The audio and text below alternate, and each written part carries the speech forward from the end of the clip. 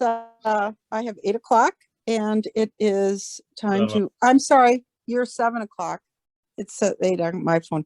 It's 7 o'clock and I'm going to call the village board to order for April 19th of 2022. And I would need, Kelsey, if you're there, first of all, I would need a roll call from you, Kelsey. Sure. Michael Bell. I am present. Henry Janish. Here. Tammy Newberry. Here. Chuck Phillipson. Here. Kaylee Walters. Here. Roger Trutman. Peggy Cruz. Present. Item 2, I would need an approval of the agenda. This is Tammy. I'll move to approve the agenda. I'm Michael As Bell. amended. Okay, all in I'm favor? sorry, who was that second by? That would be me, Michael Bell. Okay, thank you. All in favor? Aye. Aye. Item moves. Item 3, the village board will convene into closed session under state statute 19.85 for the purpose of considering employment, promotion, compensation, or performance evaluation data of any public employee over which the governmental body has jurisdiction or exercises responsibility. There will be a consideration of separation from a village employee. 4, we now have an item for, I'm sorry, I'm taking Roger's place here. I just need to read it. Public appearances of air citizen comments on items listed on the agenda. No debate will occur. Items will not be acted upon at the meeting, but will be referred to proper information if action is required. Keep your comments to 3 minutes. Is there anyone in the audience that would like to speak? Okay. Item 5, approval of the consent agenda. It would be the minutes and the claims. Chuck, so move. I'm Michael Okay. Bell, second. All in favor? Aye. Aye. Item is so moved then. Public Works, Public Safety, that would be me. I'm going to just give you a little bit of a review of our agenda meeting. And what we did have was a public hearing, and that was last week. Special assessments for 9th Avenue. That was lengthy, and people came up and had a chance to voice their concerns. Then we had public safety items of police department report, some operator and street use permits. We also did have a referral from the Planning Commission, consideration and discussion for the safety evaluation of proposed driveway locations for the 4K through 2nd grade primary school. And that was, it was rather, I would say, not comprehensive, but we did discuss those items. And then Pat Rankin addressed the architect to bring some more items to the front for us to review.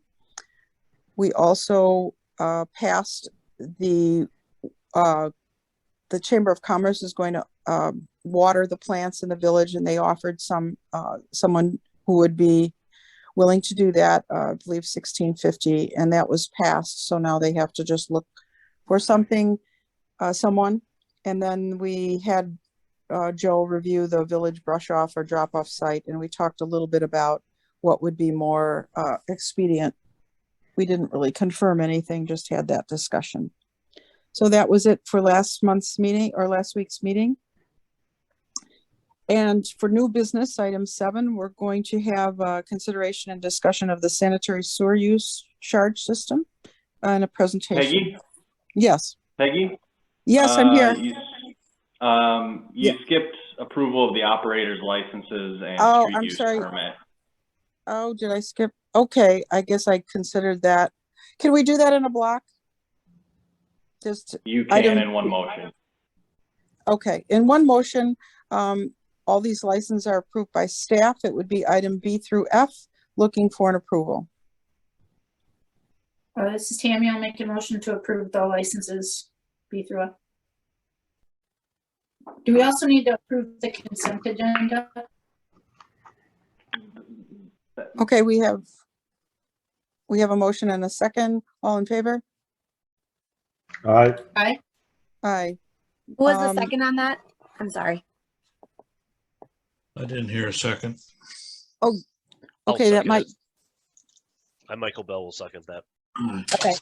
And we already approved and seconded the consent agenda, so we're good there too. Thank you. okay. I see where I skipped here. I'm using 4 phones here to connect, so I was looking at one and, all right, we'll move on then to item 7, which would be new business, and that would be our update presentation for the sanitary sewer user charge. Peggy, Yes, there is an item if Chuck would like to give any report on Parks and Recreation. I'm trying to find that. Oh, Parks, I see. Okay. Go ahead, Chuck. Just to note that we're working on increased signage for our parks, for rules. A lot of problems have come up regarding dogs in parks, among other things. So Joe's working on that. I would like to mention that the signage at the floral clock is in progress. The welcome sign to the west has been completed by Joe. I forget the young man's name. His last name is Fritz. I forget the first name. Dylan Fritz. Dylan Fritz. Was he and his family have been working on this, and that sign is in, and they will be also improving the tell sign, and we're working on improving the lighting in that area. Also, we have blocked off Glarner Park. We've been informed by the landscaping contractor that it should be ready for use June 30th. That's all I have. Can you see it, Chuck, improving that grass? Pardon me? Can you see that improving the grass? Because I know early in the season when we blocked it off, it looked kind of sparse and muddy. But is it looking better? I haven't. Oh yeah, it's coming right along, but it's it's going to take a couple of months to fill in, be ready for the abuse that it will take, if I can use that term, the normal use. So yes, that's why it's being, that's why the contractor's chosen a date, the end to use it. But yes, Okay. and there's other items that need to be addressed there, but everything is good. Good. Okay, hopefully I'm on track now with where everything is on these phones. Item 7, we're going to move on to, and 7A would be the update presentation for the sanitary sewer user charge system. Sure. In just 1 minute, I'll introduce you to Troy Larson and Travis Anderson. You've met them briefly before. They are our Strand and our engineers from Strand for the wastewater utility / plant. I just want to let everyone know that this presentation is largely informational, so you're not being asked to approve any of the rates tonight. That you'll be seeing a proposal on an implementation of the new rates, and be seeking a little bit of direction to make sure that the way that we're kind of strategizing the increase to fund the eventual improvements to come into compliance with the phosphorus requirements of the state are on par with the village board's goals and vision. So with that, I believe I will turn it over to Travis Anderson to start off. And Travis, do you need me to let you share the screen? Let's see if I can go ahead and do that here. Yep, you will have to give me permission, it looks like. Okay, I think you should have it now. Okay, let's give it a try here.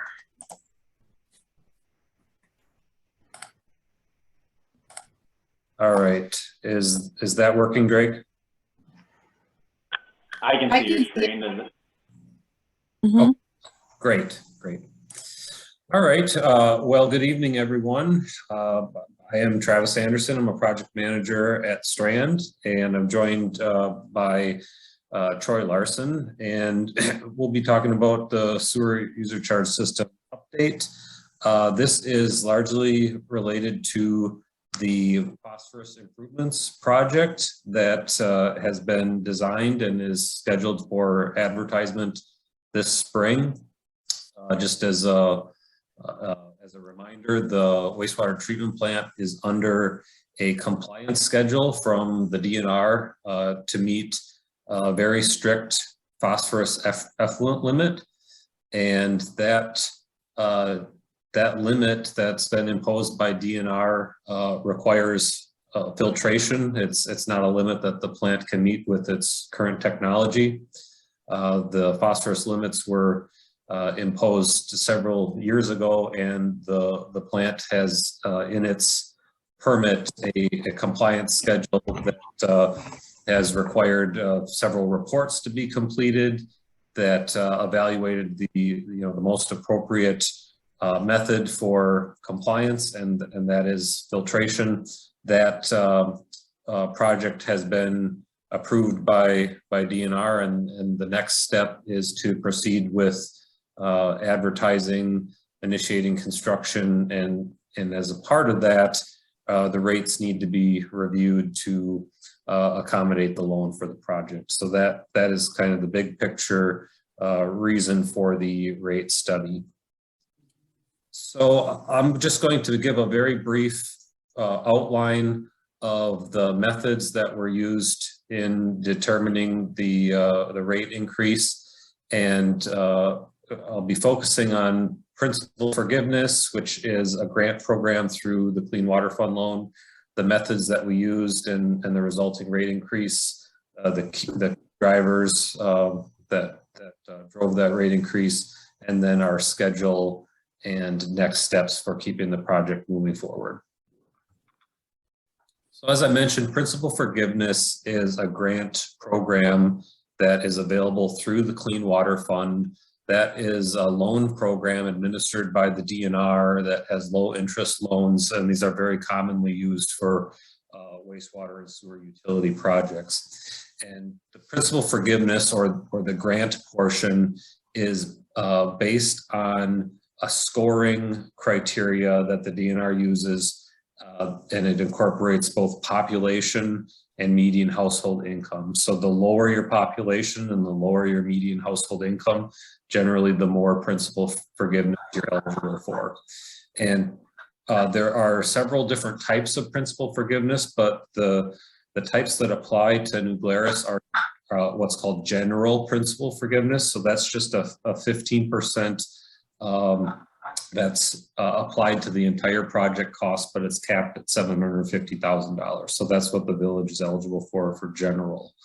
And then specific to phosphorus, which is driving this project, there is a special principal forgiveness available for that. The village was originally not eligible for the phosphorus principal forgiveness, but Strand advocated last year to make an adjustment to the scoring that allowed New Glarus to become eligible, and that is capped at $1 million.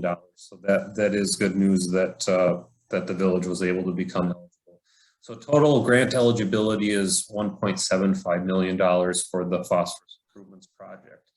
I just want to point out though that just because the village is eligible, that does not mean that you're guaranteed the grant money. The DNR determines which communities will get these grants a little bit later this year once all the projects come in and have been applied for.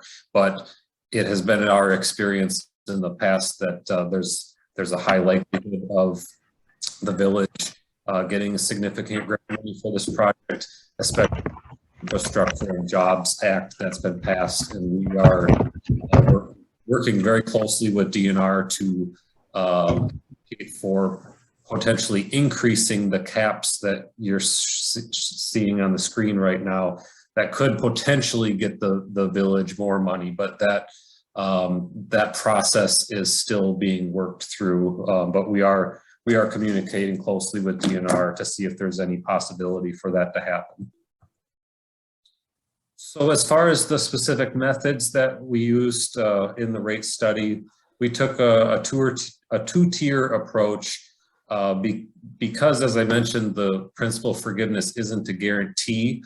We wanted to look at the rates both with and without that grant money. And we used 2024 as our test year because that had the highest revenue requirements because of the upcoming Clean Water Fund loan payments. And our first step is to determine the revenue requirements for the utility. And that is broken down into the categories that you see in the top table. So those are your operation and maintenance costs. These are things like the energy and chemical costs to run the replacement fund. So that requires that you have a replacement fund in place that can be used to replace aging equipment. Then there's debt service payments for any existing loans, plus the upcoming loan for the Phosphorus project. And then finally, any capital improvement fund contributions for other upcoming sewer utility projects. And what we do is we allocate the expenses for that the utility has across the various components. So for example, a pump would have costs associated with flow. And as I'm sure you all know, the sewer bills have both a fixed charge and a charge based on how much volume we use.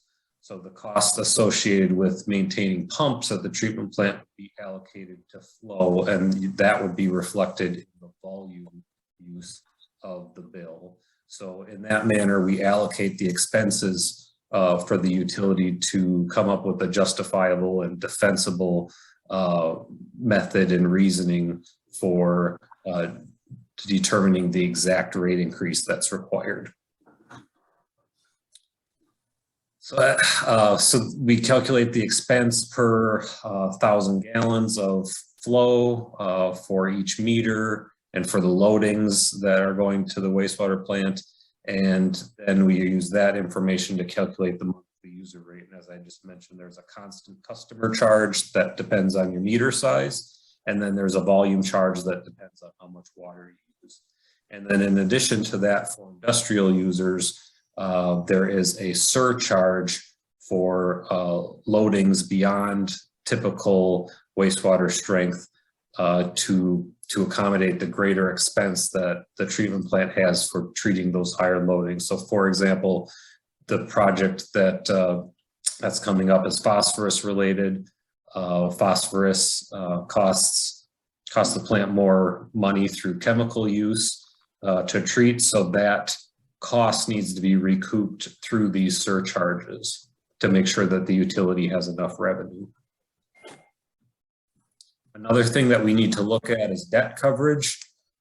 So revenue bonds such as Clean Water Fund loans require a certain minimum debt coverage. You have to have revenue in excess of your liabilities each year. And this is calculated from the net operating income, and that has to be a minimum of 1.25 times your debt service. So just kind of looking at that simply, your net operating income is your total revenue that you take in minus your operation and maintenance expenses. So it's how much money you have left over after the O&M costs. And then you take that and you divide it by your annual debt payment, and that gives you your debt coverage ratio. And so you have to have 25% higher revenue than the debt payments.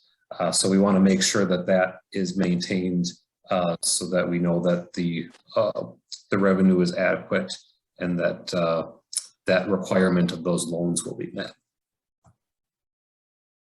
So as I mentioned, the proposed rates were developed based on the two scenarios, both with and without principal forgiveness. And one possible method for phasing in the rate increase would be to do it in two phases, because as of right now, we do not know how much principal forgiveness the village will be getting. And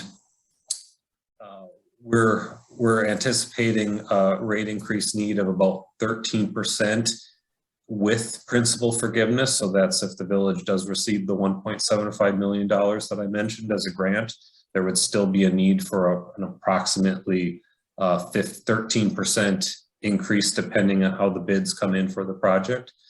And if principal forgiveness is not obtained for the project, then that would require an additional 10% beyond that initial increase for a total of 23%, again, depending exactly on how the bids come in for the project. So in that manner, it could be phased in with an increase in July and then another one in January of 23 once the loan is approved and the exact principal forgiveness amount and the loan amount is known. So I think we'd be looking for some direction if that's a desirable strategy for implementing these rates. And as I mentioned, the drivers for the rate increases, it's primarily the phosphorus improvements project, but that project does come with some O&M cost increases for additional chemical use. And also, due to inflation, costs are just increasing in general. So we did incorporate some cost increases for just keeping the plant running. And then there are also other upcoming projects in the capital improvement plan that need to be budgeted for. Travis, can I just interrupt a minute? Yeah. Those percentage increases, the 10% and the 13%, are those fairly certain, or are they guesstimates, or? No, these are what the increases would be based on our project cost opinion for the improvements project and based on the actual budget information that was provided by the village for operation and maintenance needs. This would get you to that debt coverage requirement. The uncertainty with the increase comes with basically based on two factors: how much principal forgiveness you actually receive and what the exact bid amount is for when the project bids approximately at the end of June or early July. Okay, thanks. So This then is Peggy. Travis, may I interrupt? Yes. This Yep. is Tammy. Yeah. So the 13% is for sure. We're fairly confident. And the 10%, we might be able to bring that back to maybe 5% or something if we get a lot of help with the principal forgiveness. Yes. Yep. That's a fair assessment. Okay. And this is Peggy. Maybe you already said this. If we did not get the grants, would the percentages be different then for increases? I'm sorry, can you restate your question? If we did not get the forgiveness grants, would the percentage in the water increases be more than the 23% you've proposed? No, not unless the bids came in much higher than expected. Okay, thanks.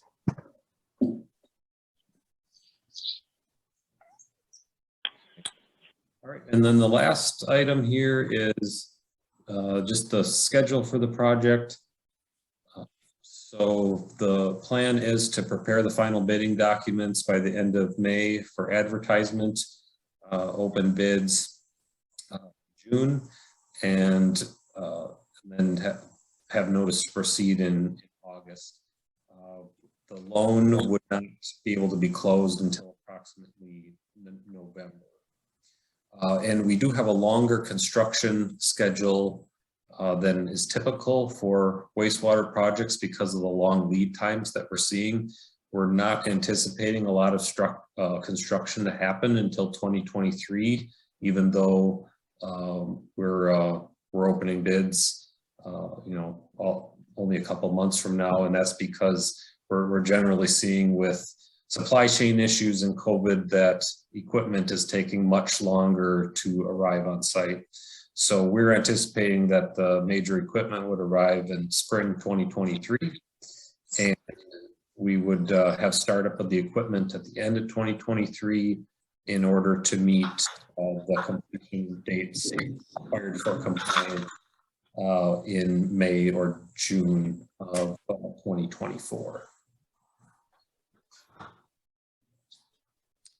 And that is everything that I had to present. Certainly happy to take any other questions. So Travis, you briefly touched on this in your last statement, but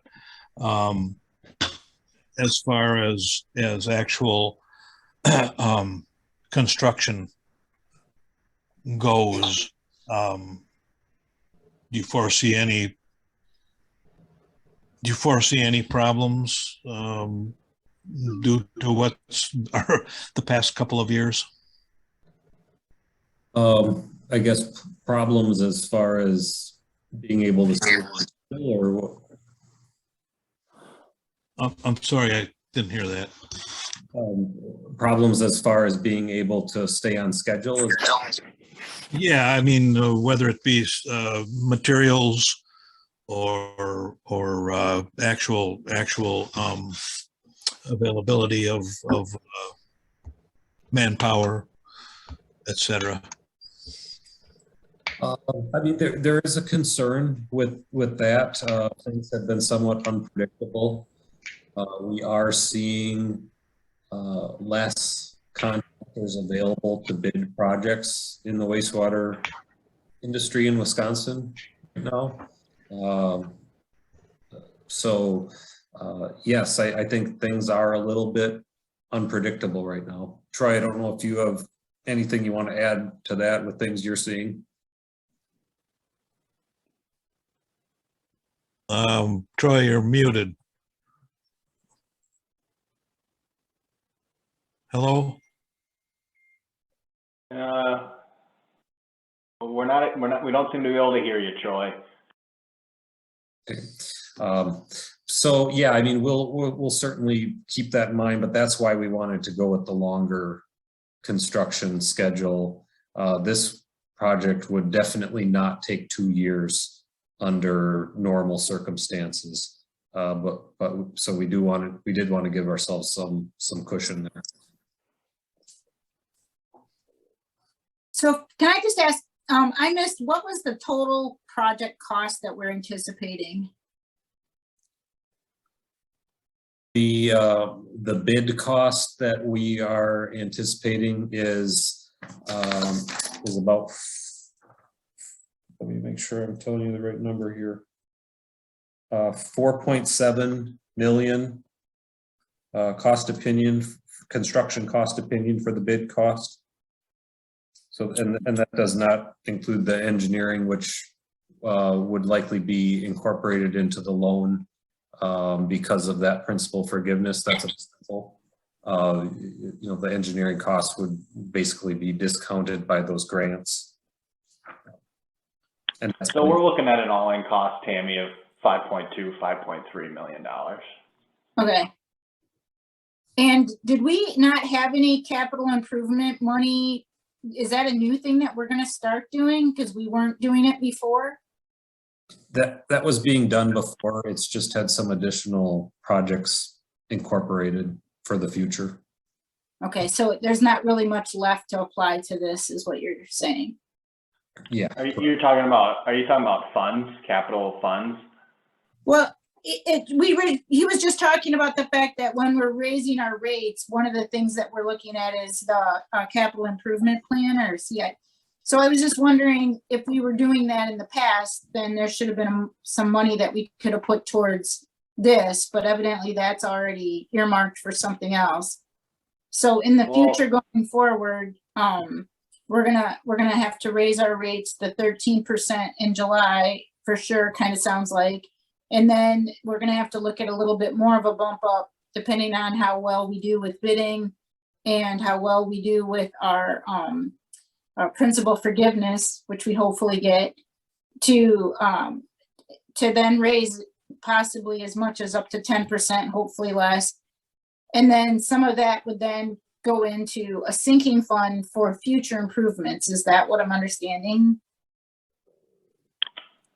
Yeah, part of the rates go into one of the line items in the wastewater fund is I think replacement costs is what you're talking about. Operating and maintenance replacement costs, things of that nature, that to cash fund certain things in the utility, yes. But we don't typically, it hasn't been the past practice to have sinking funds for, huge projects like this. Okay. They're so rare. It's not often that the state comes out with a new very stringent phosphorus compliance requirement that every municipality in the state has to meet by 2024. So this is a little bit of a unique project, both the size and the timeline and the way in which we are being required to meet. So then would it be safe to say that once that loan was kind of paid down, there may be a period of time where we could slow down on raising utility rates because it would take a while to catch up, or like how would that balance out in the long run then? Yeah, rates are all, project and revenue driven. So it all depends as you monitor the revenue requirements of the utility and what the desire of the village board is, where they would like the utility to be in terms of its revenue. So it's monitored to determine, when it might be necessary. I can't predict for you, what might be necessary in the future.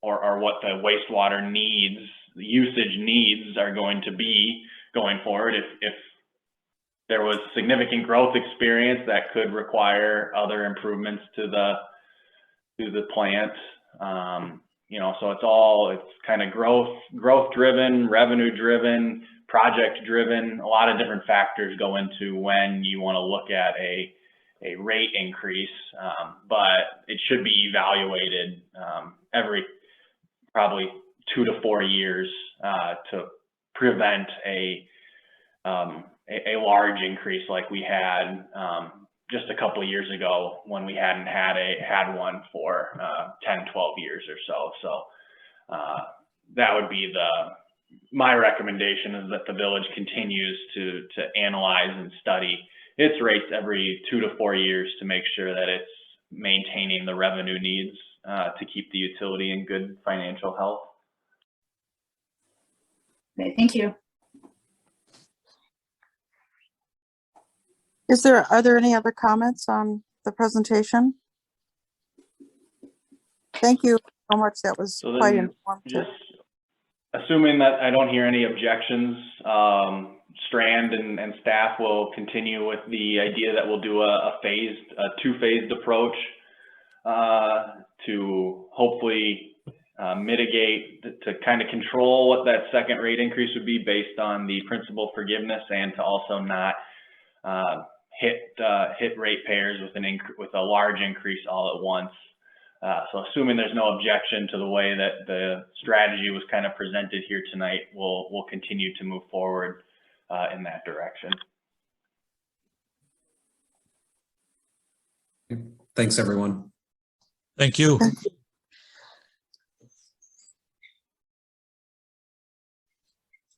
Are there any comments on that? I would imagine that breaking the increase up is probably the best way to go. Well, Okay. Moving on, 7B would be the consideration and discussion of task order 2201 with Strand Associates for the design, bidding, and construction related services retaining to that wastewater treatment phosphorus removal improvements. I don't see how we can get around this, but looks like it's in. Yep, so Jay, this can I- is this is the final large task order from our Strand for the engineering services. Their services, this task order does assume that the obligations from Strand will continue into 2025 through the construction and after completion to assist with training and support and other things for the new equipment, helping our staff make sure that we know how to operate and monitor and keep things well functioning. So the total fee is $577,000. And the total project, with that in mind, that total project cost is going to be about $5.3 million when we're at the end of it. So Drake, every municipality then will be going through this cost burden, correct? Yep, some are further along than others. There are some that are done. There's some that have completed their projects, and then there's many who haven't. So yes, every wastewater treatment plant in the state has to comply with the DNR's requirements. So there's different ways to gain compliance. Most will be doing similar to what we are doing and making a capital investment in the plant, a plant upgrade. There's probably a few that owned a lot of vacant land that was able to do kind of where you don't allow farming on a certain amount of land, but that was not a popular choice of any municipality. So I think we're in the vast majority that is going with the capital improvements. But yes, every municipal wastewater, every wastewater treatment plant facility must comply with these requirements, and they has to be functional by June of 2024, I think. Yes. Some plants are on a different compliance schedule. Some plants have different options available, but yeah, like Drake said, this is really the only practical option that's available for New Glarus.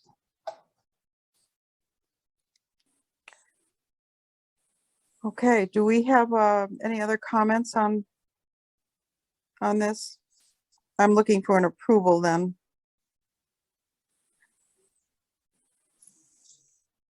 We do need a motion to approve, is that what you're saying? Yeah, task order 22-01. Oh, this is Tammy, I'll make that motion. I'll second. This is Chuck. A motion and a second. All in favor? Aye. Aye. So moved. Thank you. Item 7C would be a consideration and discussion of the joint sub-emergency backup facilities agreement between New Glarus Utilities and Wisconsin Power and Light, which is Alliant. Drake, I'll turn this to you. Sure. I'll give a brief update, and then we have Eric here with us from Forrester Engineering, our electrical engineering consultant. So Alliant Energy is a tenant in the new village-owned substation. As such, Alliant does own a transformer that's available for backup to New Glarus, and conversely, New Glarus is available to back up them if necessary. If there's an outage, either planned or unplanned. This agreement that's in front of you controls how each entity can assist each other. There is a letter of explanation and recommendation from Forrester that's included in your packet. but our electrical engineer is recommending approval. Eric, do you have anything else to add? Yeah, I guess Drake, thanks. Thanks for having me tonight. Appreciate that. Just wanted to add the agreement in front of you. Also clearly explains how any of the billing will work. So, what do I mean by that? In an emergency or during a maintenance event, if New Glarus goes on to Alliance transformer, a bill will be produced that'll come through WPPI. And conversely, if for some reason Alliant needs to use your transformer for backup purposes, there's means for that billing to take place as well. So basically this agreement memorializes how each entity will back each other up and how each entity will be reimbursed for any of the electricity that flows through either transformer.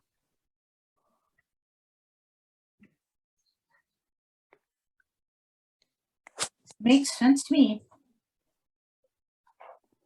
Yeah, I see how this can work cohesively together. So right. This also, because of Alliance capacity in their transformer and the fact that they're a tenant in your substation, it postpones the need for New Glarus to add a second transformer in the substation. any other comments? So, Go ahead.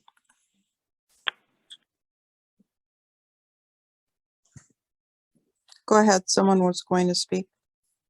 nope, I'm okay. Thank you. Okay. We need an approval on this as well.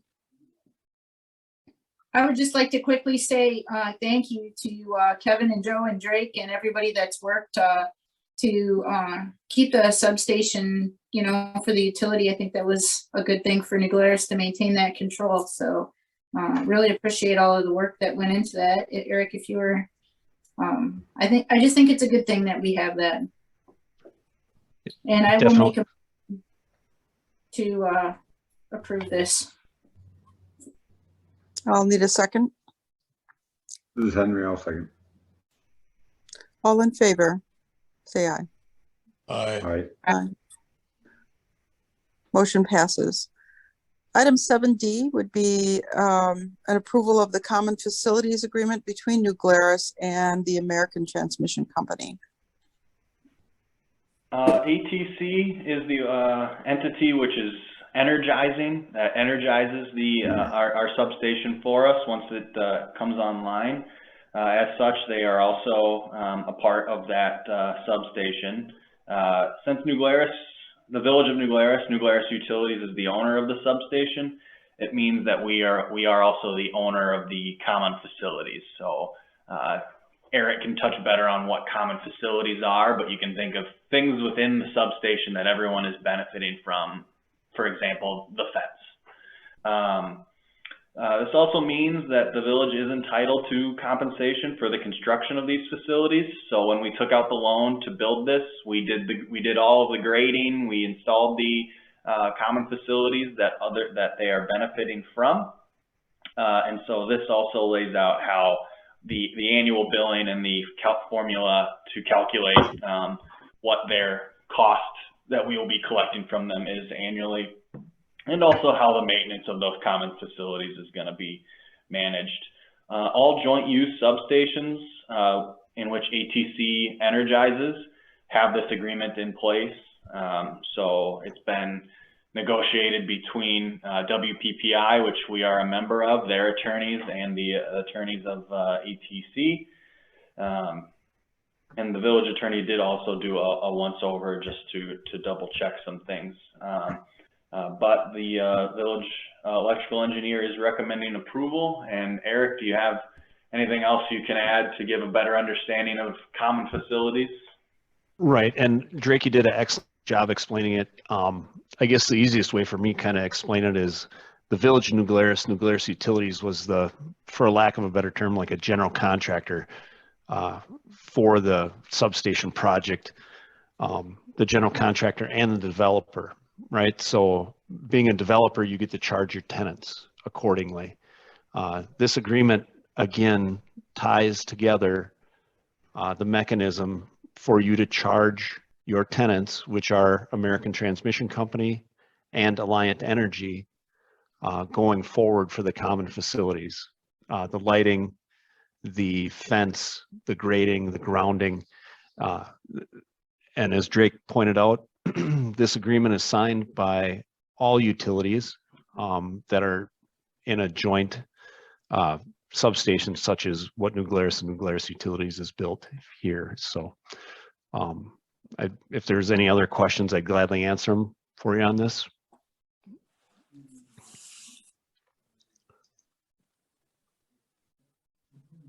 Any comments then on the issue? I don't see how we can deny this as we go hand in hand with both C and D. So we'll need a motion and a second on this as well. This is Henry. I'll make the motion. Second, This is a motion on item C. Is that where Okay. we're at? D, item D. We're on item D. Oh, I'm sorry. Okay. I just wanted to be clear what I was, I'll second the motion, item D. Okay, we have a motion and a second. Thank you. All in favor? Aye. Aye. Aye. Motion passes. Thank you for your Thank presentation. you. It was helpful. Yep. Mhm, Thank you very much. You're Thank welcome. you. Item 8, we're going to move into a closed session at this time, so we'll need to get a roll call vote. We need a motion. Do we need yeah, Yeah. sorry. Need a Mike motion on Bell will this. make a motion to go into closed session. This is I'll Henry. I'll second. second. Whoever. Okay, need a roll call. Sure. Michael Bell, Yes. Henry Janish, Yes. Tammy Newberry, Yes. Chuck Phillipson, Yes. Kaylee Walters, Yes. Peggy Cruz. Yes. We are then in closed session. Moving into, This meeting is being recorded. okay, we are returned to open session and we will, okay, everyone set here. We would move to terminate the employment of Nicholas Bartelt on April 25th based on the recommendation of the Police Department of New Glarus Administration. This is Chuck. I'll so move. Okay, This is Henry. I'll second it. all in favor? Aye. Just as a matter of formality, you should probably call for discussion, but Mhm. Is there a discussion on this item? Okay, we will then move to item 9, which would be the president's report. We didn't vote. Sorry, Peggy, if you could just call for, yep. Call for a vote. We have a motion. All in favor. Sorry about that. Aye. Favor, Aye. aye. So moved. Okay. Moving on, then motion passes. Moving on to president's report, which would be the consideration discussion of return to in-person meetings and our mask policy. And I had this discussion before, and we were going to see what the Greene County data revealed about the COVID infection. So we are at low COVID-19 community levels by the, according to the Wisconsin Department of Health Services. The latest, Greene County Public Health publishes their data on Wednesdays, so from the week of April 6th to April 12th, there was a 47 total increase in total confirmed cases. There was no increase in hospitalizations. Our 7-day average of probable combined with probable cases and confirmed cases is 7.14, which is trending down. The percent positive 2-week range is 7% of the testing that they're doing, which is also trending down. There were no increase in deaths and no increase in probable deaths. And like I said, the community level of Greene County is considered low.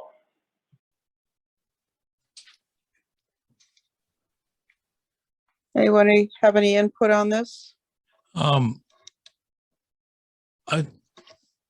Just for the sake of discussion, I'm wondering if it would be possible if the majority of the board or the board feels that we should get back to in-person meetings, if it would be possible to do this in a manner which was conditional on the amount of people attending a meeting. In other words, we have our board meeting room, which is extremely confined. And so we have 7 board members, a clerk and the administrator. So we have 9 people at the table, and then a very small place for the public. And we also have to consider our department heads who generally attend most meetings. So what I'm wondering is, would it be advisable or workable to decide to go back into in-person meetings, but put a limit on the amount of people that if we have over so many people attending a meeting, that we would set up in the community room rather than the highly confined boardroom, which does not have any decent air exchange system. And I'm not saying this is forever, just as a trial basis, or just go into the community room, which we all know has just atrocious acoustics, and try to work around that. I'm just throwing that out there for discussion. So I believe, I don't see anything wrong with when we post the agendas, if we said that it would be in the Village Hall boardroom unless space needs require moving the meeting to the Village Hall community room. I don't think we would have a problem with that as far as postings and legality. I will double check with the village attorney, but it certainly seems reasonable that we would be able to do something like that, especially since we are in the same building. So I believe administratively that we could handle it. I would just have both rooms set up each night for the board meetings to accommodate the meeting. And if necessary, then the room would be sitting, waiting, ready for the board to move if it became necessary. So from an operations standpoint, yes, I believe we could accomplish that. Chuck, I think that's a good idea. It surely is, addresses the flexibility of the changes that we might face. Can I bring up a point? Sure. The only thing, if you meet in that back community room, you have to do something different for a sound system, because nobody can hear anything in the back. When you sit in that back room, and when you listen to what the citizens are saying, nobody can hear what's being said at those front tables. That's the only thing that, I mean, to have a good meeting in there for the citizens or the architects or whoever else is in there to see, I think the village is going to have to come up with some type of sound system or something, because. So Bert, you were at the Public Works meeting this last time here, and we had a sound system in play. did that improve or that did not improve at all? Okay. It did, Mike, when people were talking in the microphone. Okay. But you know, and again, that was kind of hit and miss, depending how far away they held the microphone and everything like that. But you know, and I know like Lieutenant Sturtevant and I were up in the kind of the front row. It was hard, and there were people behind us, and everybody's looking and say, "What'd he say? What'd he say?" So, and I'm just bringing it up in fairness to the citizens who are going to be in there, that you have to come up with some type of alternative sound system or something to do that. So it actually sounds like that sound system does work. It just is a training issue where we have to make sure that the microphone is close enough to us. I don't know if that means we need some sort of a platform or a podium that we can have set on that microphone, so we're not holding it and you can just let it sit there pretty much right in front of your face. The other thing that would probably be nice with that is if there's multiple microphones that could hook up to that. I don't know if that's something. Okay, Joe was nodding his head saying that that is something. I believe it can accommodate 2. We could look into buying some additional microphones, but I believe the sound system that we borrow it from the library can accommodate 2 Bluetooth microphones. So yes, I believe we could find a better solution, perhaps some better microphones that pick it up better. So this, when the guest speakers were speaking and they were holding the microphone, you could hear that fairly well.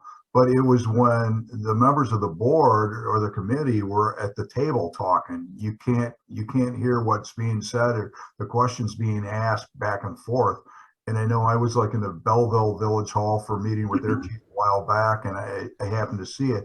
But for each board member, they had their own microphone, they had a mixing system, they had overhead speakers and everything like that. And that's, you know, like I said, that's my only suggestion, because you just can't hear what's being said at the tables up front. that's what I was going to ask you, Bert, because I noticed you were sitting in the back and I wondered how clear it was for you way back there with the microphone. So you said it was spotty? Yeah, it was spotty. Like I said, when the guest speakers would hold it up, but then you couldn't hear what the people in the front, and I wasn't even in the back. I was at one of the front row tables and there were still people behind me. So, and again, that's just my suggestion from sitting out there. It's up to you guys to decide what you want to do. But I know all the citizens back there would always say, "What do you say? What they say? What she say?" You just can't hear it. Oh, Drake, what would be the possibilities of coming up with better equipment under our current budgetary restraints? I will certainly explore all options. I don't know if I can give you a hard answer. I know I can certainly, you know, the one we do have, I can certainly find some better microphones and ensure that there's at least 2, so that one would always be available to pass amongst the board members, and one could be used if there was a public hearing or something like that for the public to utilize, so that there would always be each speaking area would always have one microphone.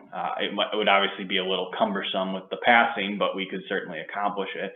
Otherwise, what I'll probably do this week yet is call Fuzzies in Monroe and see if they have a recommendation of some kind of system, and see if they could quote one out for me that might meet our needs, and come back to you. If I can fit it within a current budgeted line item, and just purchase it, I'll do that. Otherwise, if I need additional resources, I can certainly bring that up to the board. But that's what I would do going forward, to see what we might have, acknowledging that I know at some point sometime within the next 10 years, hopefully sooner, we would see some renovation of facilities that could incorporate a more audience-friendly boardroom. But to see what we might have to make that back room work now, I'll see what I can find. Okay, So yeah. I think how down would the board feel if we between now and the May 3rd meeting, Drake explores all the avenues for improving communications in the so-called community room. And maybe we can make a decision at that time. Yes, As- good. Go ahead, Peg. I was thinking that as well, that we are you thinking maybe table it until we get information back from Drake?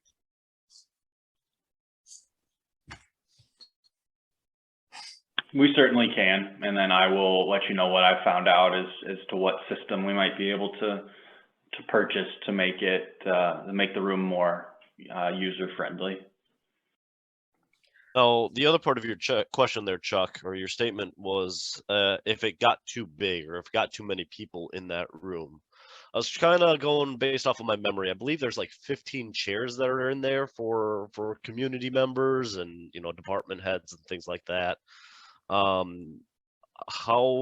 What's the average? What are you kind of looking at for what it being so full?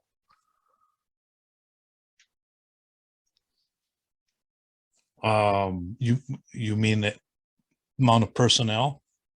Yeah, like the amount of personnel that are going to be in that boardroom. At what point will we decide to change over into that community room?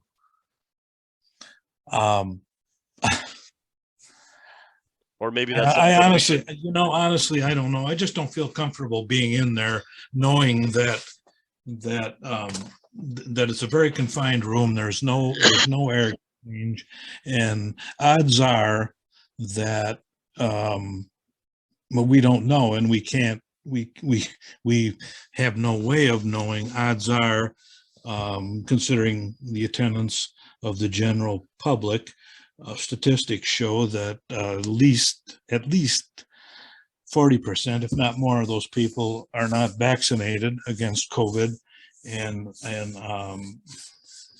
yeah, we just don't know. Many of us are vaxxed and boosted, but why should we take the chance? So your question, I guess, kind of leads to the distancing procedure, which is very difficult in that room. I guess I'm just looking at a means of getting together in person without risk. I guess there's no such thing, but I can't put a number on it, Mike, to answer your question. I really don't know. But if just the board was there, I think we could distance. If the board and for example, Bert, Jeff, Joe were there, I think we could feel safely distanced. But you throw in 4 or 5 people, and we do have, I think we do have some meetings coming up that you know, might bring a larger attendance. You know, it's not just the village board, but committees. We have the various school things, and I just know there's some other things coming up that will bring out the public. We have still have the 9th Avenue project, so on and so forth. So I think this is all part of trying to figure out between now and our next meeting what may or may not work, if everybody just puts their heads down and thinks about it. Can I say something? Go ahead. Have we ever looked into possibly using the meeting room at the fire station? The ceiling is only 8 foot. It's bigger than our average meeting room that we usually go to. It has Bluetooth capability with a projector, everything like that. Since they're an entity of the village, has anybody ever investigated into that? Because I know I've held public works things over there, and they've always let me in. And, you know, we just make sure it's clean, and I mean, that's the way it is. And, I mean, that's a safe environment. I'm just bringing that up. Yeah, I completely forgot about that space and that they built onto it. That is larger than that. It's smaller than the community room, but it's larger than that boardroom. That is a good in between size there. So good suggestion there, Joe. I can reach out to Chief Cameroon as well in the interim and ask if that would be a possibility and report back as well. Okay. I think that might be a good solution as well. I think they have the capabilities too, Drake, that they could also even do Zoom still too.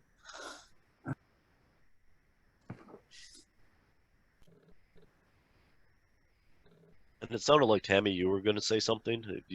Are you still looking to talk? I was just trying to say that maybe we should plan on meeting in the community room if and it sounds like it might be a good investment to get the sound system and make the community room workable.